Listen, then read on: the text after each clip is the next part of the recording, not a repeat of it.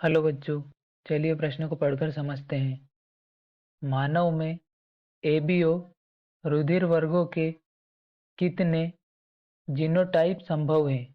हमें चार विकल्प दिए हैं। ए 2, बी 4, सी 6, डी 8। मुख्य अवधारणा, हम पहले प्रश्न की मुख्य अवधारणा देख लेते हैं।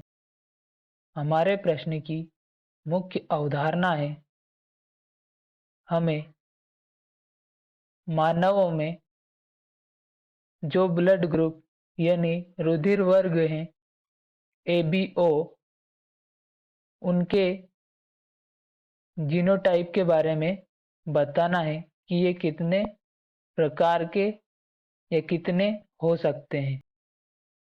रुधिर वर्ग का निर्धारण संतति में रुधिर वर्गों का निर्धारण मानव की संतति में रुधिर वर्गों का निर्धारण उनके जनक द्वारा या जनक पर भी निर्भर करता है, जिसमें एक के पास हम IA जीनोटाइप या एलील देखते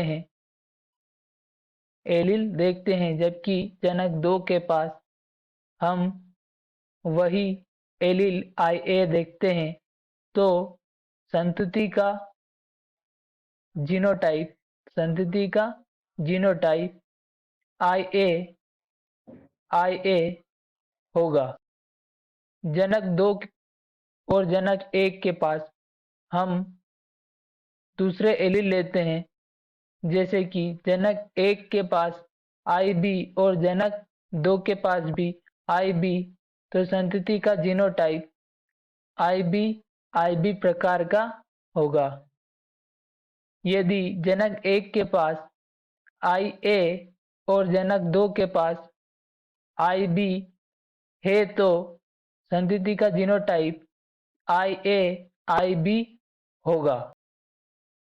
यदि जनक 1 के पास IA और जनक 2 के पास IO हो, तो संतति के पास IO जीनोटाइप होगा।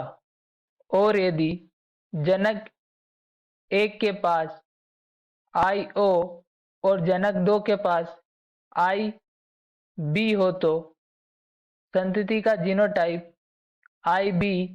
IO होगा। यदि जनक 1 के पास भी IO और जनक 2 के पास भी IO हो, तो संतति का जीनोटाइप IO प्रकार का होगा। इस आधार पर मानव में रुधिर वर्गों का जो जीनोटाइप होता है वह 6 प्रकार का होता है, या 6 जीनोटाइप संभव है। तो हमारा जो प्रश्न पूछा गया था, मानव में AB और रुधिर वर्गों के कितने जीनोटाइप संभव है, जिसके लिए हमें 4 विकल्प दिए हैं। A 2, तो 2 जीनोटाइप संभव नहीं है, अतः यह विकल्प गलत होगा। विकल्प B में हमें दिया है 4, यह विकल्प भी गलत होगा क्योंकि 4 जीनोटाइप संभव नहीं होते। विकल्प C में हमें दिया है 6, यह विकल्प हमारे प्रश्न का सही उत्तर होगा क्योंकि मानवों में AB और रुधिर वर्गों के 6 जीनोटाइप संभव होते हैं। विकल्प D में हमें दिया है 8, तो 8 विकल्प भी हमारे प्रश्न का सही उत्तर नहीं होगा क्योंकि 8 जीनोटाइप संभव नहीं होते।